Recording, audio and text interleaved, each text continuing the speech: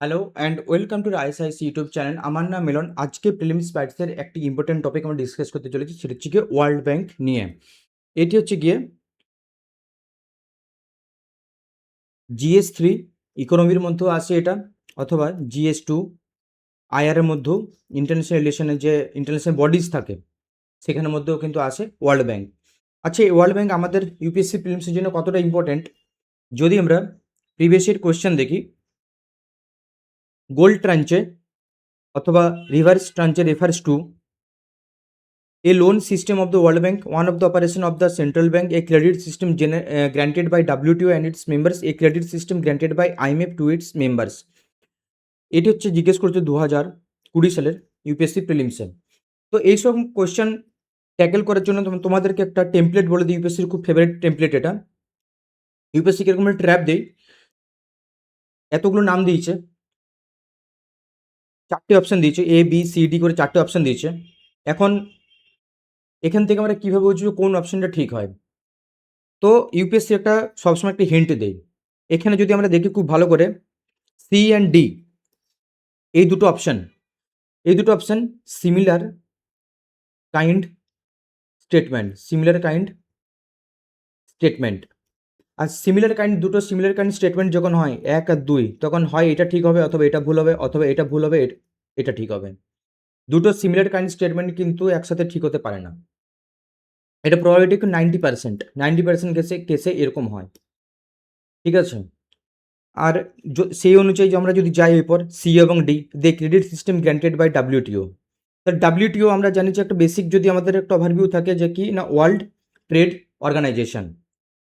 WTO কীভাবে credit দেয়? Credit দিতে পারে না, ক্রেডিটকে দিতে পারে না, credit system granted by IMF। Yes, this is the answer.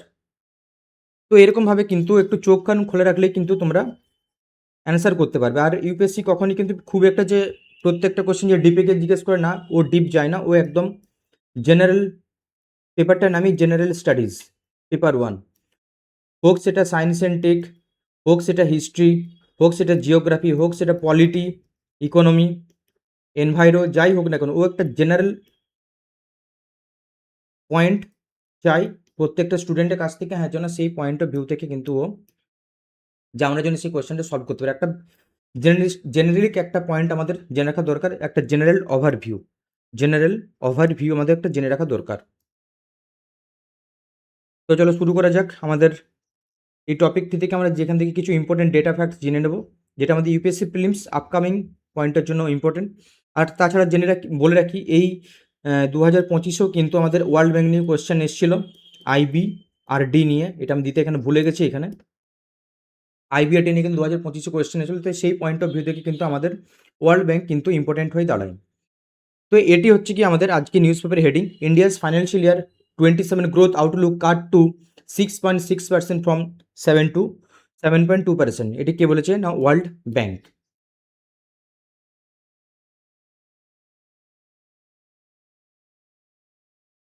এটি আমাদের আজকে নিউজ পেপারের হেডিং এটা।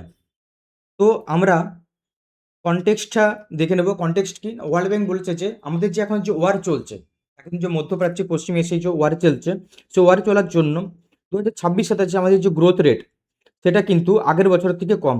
আগে কত ছিল না, 7.2% ছিল, কিন্তু এই বছর কত হচ্ছে না, 6.6% এসে দাঁড়িয়েছে। এটি হচ্ছে আমাদের কনটেক্সট। তার পিছনে আমরা কিছু কিছু কারণ দিয়েছি ওয়ার্ল্ড ব্যাংক। সেক্টরাল ট্রেন্ড আমরা দেখে নেবো যে কোন কোন সেক্টরে কী কী ট্রেন্ড হয়েছে। যেমন ইন্ডাস্ট্রিয়াল স্লোডাউন, ইন্ডাস্ট্রিজ সেক্টরে কিন্তু স্লোডাউন হয়েছে। রেজিলিয়েন্ট সেক্টর, কোনটা রেজিলিয়েন্ট করেছে? ইলেকট্রনিক্স অ্যান্ড অটোমোবাইলস, এই সেক্টর কিন্তু রেজিলিয়েন্ট আছে। Impacted service, business service, food, accommodation, specially LPG sector কিন্তু হার্ম হয়েছে, সেটা আমরা জানি এটা। External risk and vulnerabilities, oil and gas energy prices, extended disruption in global oil and gas supply due to the Middle East conflict. Remittance, আমরা জানি যে একটা কিছুদিন আগে ডেটা রিলিজ করা হয়েছিল, সেই ডেটা থেকে ইন্ডিয়া ওয়ার্ল্ডের সবথেকে টপ রেমিটেন্স রিসিভার ওয়ার্ল্ডের। তো তার মধ্যে 38% অফ ইন্ডিয়াস রেমিটেন্স ইনফ্লো হয় কোথা থেকে না, গালফ কান্ট্রিজ থেকে। এখানে একটা কথা কি আছে, আমাদের যখন রেমিটেন্স যখন স্লো হয়, এই যে ওয়ার চলছে বলে, কারণ অনেকে যে রেমিটেন্স তো স্লো হওয়ারই কথা, এবং সে স্লো হওয়ার জন্য কারেন্ট অ্যাকাউন্ট যে ডেফিসিট হচ্ছে সেটা কিন্তু ওয়াইডেন হচ্ছে, সেটা কিন্তু চওড়া হচ্ছে। এবার আমরা জানবো যে কারেন্ট অ্যাকাউন্ট ডেফিসিট কি। কারেন্ট অ্যাকাউন্ট হচ্ছে গিয়ে আমাদের এটা যে ব্যালেন্স অফ পেমেন্ট, এটা এনসিএটিতে আছে। এর দুটো কম্পোনেন্ট, একটা হচ্ছে গিয়ে কারেন্ট অ্যাকাউন্ট, একটা হচ্ছে গিয়ে কি না ক্যাপিটাল অ্যাকাউন্ট। কারেন্ট অ্যাকাউন্ট একটা হচ্ছে কি ক্যাপিটাল অ্যাকাউন্ট। কারেন্ট অ্যাকাউন্টের মধ্যে কী কী আছে? সার্ভিস আছে, ট্রেডস, এটা হচ্ছে গুডস অ্যান্ড সার্ভিস। আরেকটা হচ্ছে গিয়ে ট্রান্সফার পেমেন্টস। এতগুলো কিন্তু কারেন্ট অ্যাকাউন্টের মধ্যে আসে। ক্যাপিটালের মধ্যে কীরকম থাকে না, যেমন কোনো কোম্পানি, মুকেশ আম্বানি ধরো বাইরে গিয়ে কোনো একটা ল্যান্ড অ্যাকোয়ার করলো বা ক্যাপিটাল অ্যাকোয়ার করলো, সেটার মধ্যে আছে ক্যাপিটাল অ্যাকাউন্ট। কোনো ইন্ডাস্ট্রি অ্যাকোয়ার করলো বা তৈরি করলো, সেগুলো ক্যাপিটাল অ্যাকাউন্টের মধ্যে আসে। তো এইগুলো আমাদের কারেন্ট অ্যাকাউন্ট বেসিক একটা কনসেপ্ট বলে দিলাম যে আমাদের কীভাবে ব্যালেন্স অফ পেমেন্টের দুটো কম্পোনেন্ট, একটা কারেন্ট অ্যাকাউন্ট, একটা হচ্ছে ক্যাপিটাল অ্যাকাউন্ট। আর কারেন্ট অ্যাকাউন্ট যখন ওয়াইডেনিং হয় তখন কী হয়, আমাদের যে কারেন্সি ভ্যালু সেটা কিন্তু কমতে থাকে। অ্যাকচুয়ালি ইকোনমিতে কী হয়, প্রত্যেকটা চেন কিন্তু ইন্টার কানেক্টেড, এরকম করে প্রত্যেকটা চেন কিন্তু ইন্টার কানেক্টেড। একটা কিন্তু ইম্প্যাক্ট হলে বাকি কিন্তু পরের যে চেনগুলো সেটাও কিন্তু ইম্প্যাক্ট হয়। কারেন্ট অ্যাকাউন্ট ডেফিসিট হওয়া মানে আমাদের যে এক্সটার্নাল ইনভেস্টর থাকে, এক্সটার্নাল ইনভেস্টর তাদের কিন্তু কনফিডেন্স কিন্তু ডাউন হয়। আর তাদের যখন কনফিডেন্স ডাউন হয় তখন কিন্তু ক্যাপিটাল ফ্লাইট হয়। ক্যাপিটাল ফ্লাইট ক্যাপিটাল ফ্লাইট মানে আমাদের ইন্ডিয়া থেকে যে ইনভেস্টমেন্ট ওরা করেছিল সেটা কিন্তু ওদের নিজেদের দেশে নিয়ে চলে যায়। তখন কিন্তু সেখান থেকে কী হয়, সেখান থেকে হয় জব লস। ক্যাপিটাল নিয়ে চলে গেলে তারা যে ইনভেস্টমেন্ট করেছিল সেই ইনভেস্টমেন্টের জন্য কেউ না কেউ তো এমপ্লয়মেন্ট ছিল সেখানে, সেই জব লসটা হয়।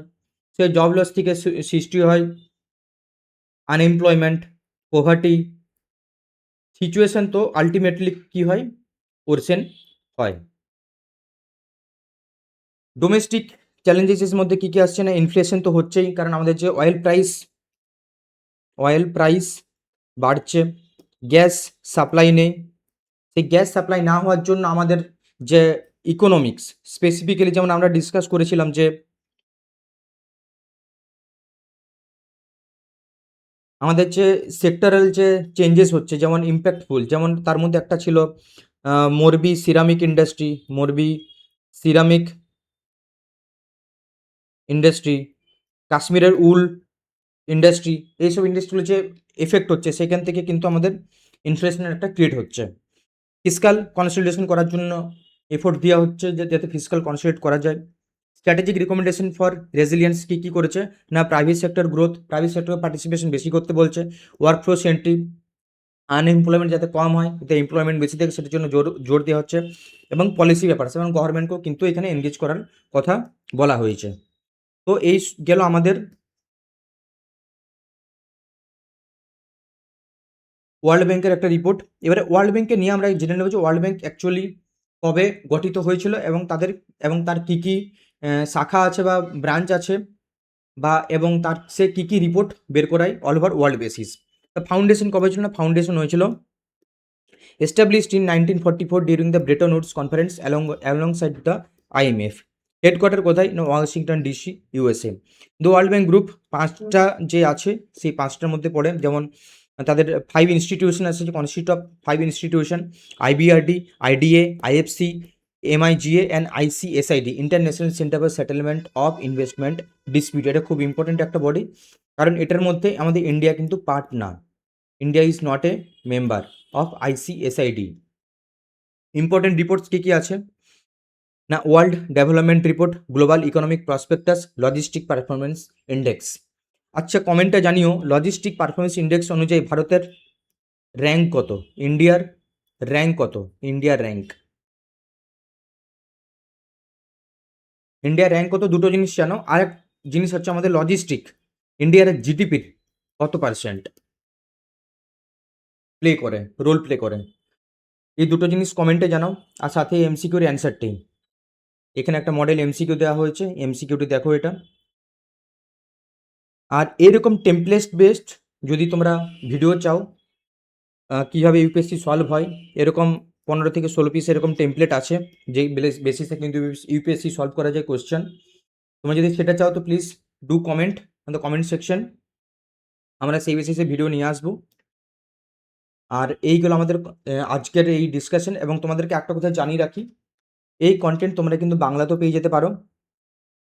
তার জন্য রাইস আইস ওয়েবসাইটে তোমরা ভিজিট করো, রাইস আইস ওয়েবসাইটে তোমরা ভিজিট করো, এবং যারা বাংলায় পড়তে চাইছো তারা বাংলাতেও কিন্তু কন্টেন্ট পেয়ে যাবে, বাংলাতে কন্টেন্ট, ঠিক আছে? সেটা প্রিলিমস বাইটস ডেলি প্লাস মেন্সের জন্য যে দুটো আর্টিকেল আছে সেইগুলো দুটো তোমরা মেন্সও পেয়ে যাবে, এবং তাদের ভিডিও ডিসকাশন এসব কিন্তু তোমরা বাংলাতেই পেয়ে যাবে। অসংখ্য অসংখ্য ধন্যবাদ আমার সাথে জুড়ে থাকার জন্য। আর এই কন্টেন্ট যদি তোমাদের ভালো লেগে থাকে প্লিজ বন্ধুদের শেয়ার করে দিও। Thank you so much.